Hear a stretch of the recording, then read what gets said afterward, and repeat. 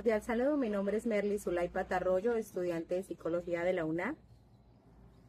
Hoy me encuentro el día de hoy con el señor Michel, quien nos va a contar sus conocimientos sobre un hecho histórico de la violencia en Colombia, como lo fue el Bogotazo, o también llamado la época de la violencia. Señor Michel, ¿qué sabe usted sobre este acontecimiento? Buenas tardes. Bueno, el Bogotazo fue un hecho que se suscitó debido a una contienda entre partidos, una guerra de partidos entre liberales y conservadores cuando Colombia era un país bipartidista. A raíz de ese se originó la muerte de Jorge Eliezer Gaitán, que era un liberal independiente.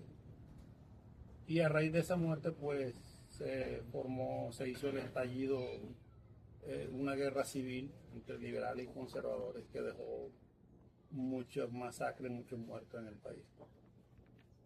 Señor Michel, ¿cómo cree usted que este conflicto afectó a las familias y a las comunidades en Colombia? Bueno, le afectó en la forma en que hubo mucho desplazamiento y al haber desplazamiento, pues esos campesinos eh, emigraron hacia las grandes ciudades, originando pues desempleo, prostitución y muchas carencias para ellos.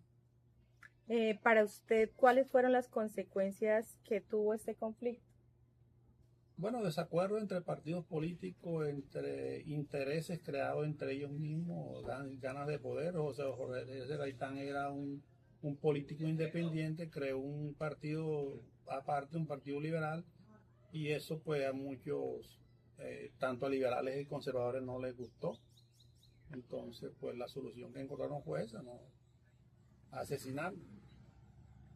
¿Considera usted que todavía se viven las consecuencias de este hecho?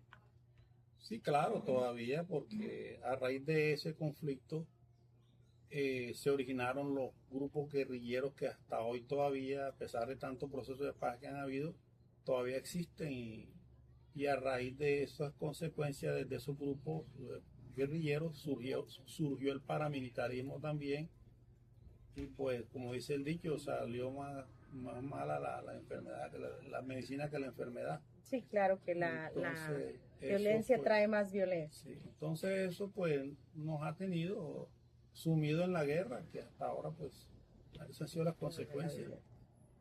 ¿Qué podrían aprender las nuevas generaciones de todo este hecho histórico?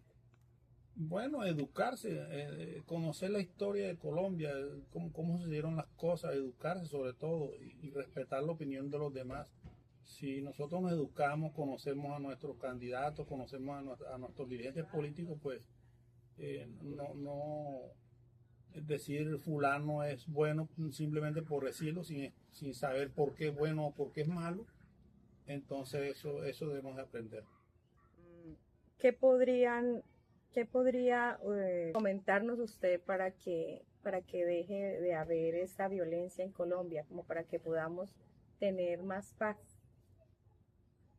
Lo que pasa es que para que haya una paz también debe haber una equidad social, debe haber equidad, porque un país con hambre, con miseria, sin medicina, es un país que está condenado a la violencia. Sí, un país con desempleo y un país con tanta corrupción, porque prácticamente el 80% de la plata se pierde en corrupción y no se invierte en los problemas sociales del país. Entonces es muy difícil. Entonces para que haya una paz tiene que haber un entendimiento y tiene que haber una equidad social. Sí, señor, así es. Muchas gracias, señor Mitchell, por su colaboración. Es muy importante para nosotros su opinión y le agradezco por haberme colaborado en esta ocasión. Muchas gracias. Con mucho gusto, espero que lo poquito que sé le haya servido. Bueno, gracias. Okay.